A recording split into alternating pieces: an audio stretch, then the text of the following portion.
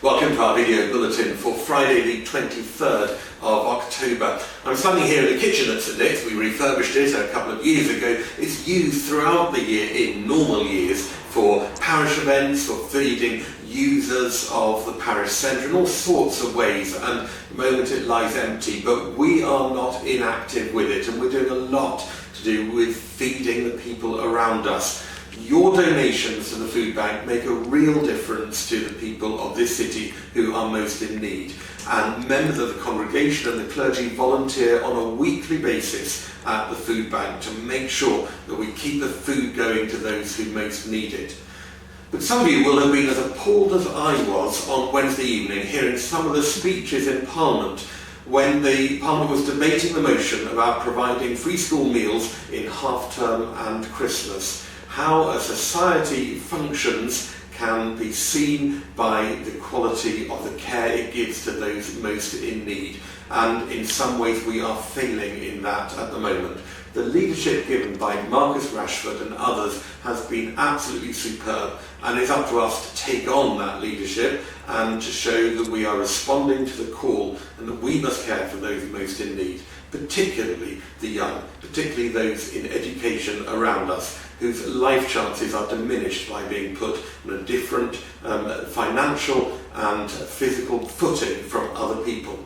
Now, this church has an educational charity which perhaps not many people know about at the moment, and it hasn't been used much in recent years, but this week we've contacted a local school and we're ready to make a substantial donation towards tackling food poverty over half-term and Christmas, and we're now in dialogue over that. We're doing that together as a community. We must all across the nation and across this city act together to feed those most in need. We look for our food in different ways at the same time. We also look for our spiritual food, and I'll talk in a moment about our worshipping life on Sunday, but we've got other events happening this week. So this is all fed by our desire to serve each other and serve our neighbour in our service to God. And we'll be developing that theme with some of our confirmation class, which starts this Sunday. We've got a good group already, but if you would like to be part of a baptismal confirmation class, please contact Fr Fergus. Fr Fergus has been out meeting members of the congregation again this week, and he's been talking to Derek. This week, I'm joined by another member of our congregation who we're meeting, who you will see often sometimes up the front on a Sunday as part of our serving team. I'm joined by Derek. Derek, hello. Hello, Father. Good afternoon. Nice to see you. Nice to have you with us. Tell us about yourself, about your life in Liverpool, about work, and how long you've been with us at St Nick's. Sure. Good. Okay. Well, I've lived. I guess I've lived in the parish here for about 21 years now. Moved to Liverpool Marina. I have my dear mother who passed away a few years ago to thank for that. She discovered the area, and it's just really, it was a bit of an accident. Oh, really? Because it wasn't very well developed. It wasn't very well known of. And they started building down here, in 1999. Yes, you're a bit of a trendsetter to have been there 21 years. You're quite, very trendy now, but yeah. But anyway, yes, so I moved here in 1999. I was still flying at the time. I've just recently, when I say recently, the last 2 years, finished a 30-year career with British Airways that was based at London Heathrow. And obviously I commuted for those 30 years by road, by plane, all as the film says, trains, boats, and planes, trains, and automobiles. yes, that's right. Yeah, and in the end, the train was by far the better option to get to London when they reduced the train times. I found that as well, I must say, when I've gone down there. Yeah, yes. Let the train take the strain, as they say. Yes. But anyway, so I came to, I suppose, live in the parish here, and when I moved into the house. It's a lovely view overlooking the city and the cathedral. So I've always been a big lover of church bells. I think they can be wonderfully joyful things, and of course in the old days they used to be more important perhaps because they let people know that the service was about to start, weren't they? They were used for various reasons, to let the community know about things. So I attended the cathedral for quite a few years. and I got involved in various roles within the cathedral, ultimately becoming the head steward and the coordinator of the Flower Guild, and also the Friends Committee, lay administrant, pretty much quite a few things really. I enjoyed it very much. And in 2019, last year, I finished my time at the cathedral, and it was a very quite responsible role, I suppose you could call it. You know, the role of head steward. And there was very little time for me to connect with my spirituality, my church, my church life, faith life, you know. So along I came to St. Nick's one beautiful spring. I remember it. I do remember.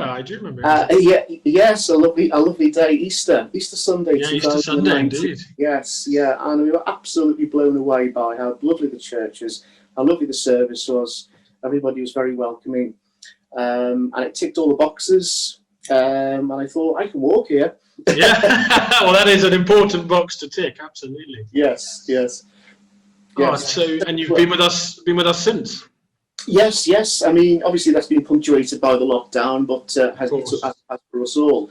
But yes, it's kind of fell into place for me, I guess. You know, being part of the community at St. Nick's, and just be able to walk on a Sunday morning right down the waterfront, you know, and sort of hear the bells ringing towards the end of the journey, circumnavigate the various roadworks that are taking place. Yes, indeed. There's always something going on the Strand. That's undoubtedly true. Yes, but I think it's a beautiful church. It stands in a great iconic position. I have read Fr Crispin's book, which is very interesting. He'll be pleased you've given that a plug. That's very good. Yes, he didn't pay you for that, did he? Not at all. No, not at all. No. I've given it to. But no, the history in this place is just astonishing. It is. You're right. It is astonishing. Yes, you know, when you sort of dig deeper, you realise how important the parish church has been to the city. Yeah. Not just as a place of worship, but as a place of the centre of the community. Yeah. You know, the civic life of the city, the military life of the area, and it's been great that we've been able to retain those various strands within our kind of what we do at the church. Really. Absolutely. Well, I'm very glad it's become a place that's important for you. And as I say, we're very lucky to have you as part of our serving team, expert serving team up the top. You see the clergy at much closer quarters than some of the rest of the congregation. But yes, it's a great privilege, and I feel it very much. It's great fun as well. It's a good bunch. Everything seems to work so smoothly and without hitch, you know. And we take it seriously, but we have a bit of humour as well, you know, and I think that's a great balance. Well, it's a great joy to have you. You can see Derek. Are you serving this Sunday coming? Are you? Yes. Right. Yes. Well, so there we are. Come to church. Now you've watched the video. Come to church, and you'll see Derek. You'll probably see me lurking up the front as well. I think I might be celebrating. I'm not sure. Oh, great! But you'll certainly see Derek up the front. Derek, thank you so much for speaking to us today. It's been such a joy. Come and see Derek on Sunday. Thank you. Thank you, Father. Well, Derek will be with us on Sunday, and many of you will be as well. And we've got that really exciting moment in the church's life coming up on Sunday, which is the annual parochial church meeting. Now, I detect that there's not much appetite for this postponed meeting at the moment. So what we've done is we've integrated it with the liturgy so that if you doze off, you'll hardly notice it. So if you want to attend it, stay awake. If you're not that bothered, then just wake up for the interesting bits, which are probably not the annual meeting. This is not meant to decrease accountability and scrutiny. So as the reports are received, if you wish to question anything or raise anything, please do that with me or with someone else connected to the report that we're talking about outside the meeting. But we want to keep that going. We'll have a proper annual meeting again next year. You'll be pleased to know that in the liturgy on Sunday, as soon as we've elected the church wardens, we'll go straight into the act of confession. The rest of the liturgy will follow our normal pattern, and of course there is the music as ever, and we're experiencing a lot over these few weeks of composers we haven't necessarily encountered before. So this week we'll be hearing the Dritter by Alois Edenhofer, a 19th century composer. well, please do join us on Sunday, either in person at 10 o'clock at the Parish Eucharist or via the live stream on YouTube, and have a very good weekend.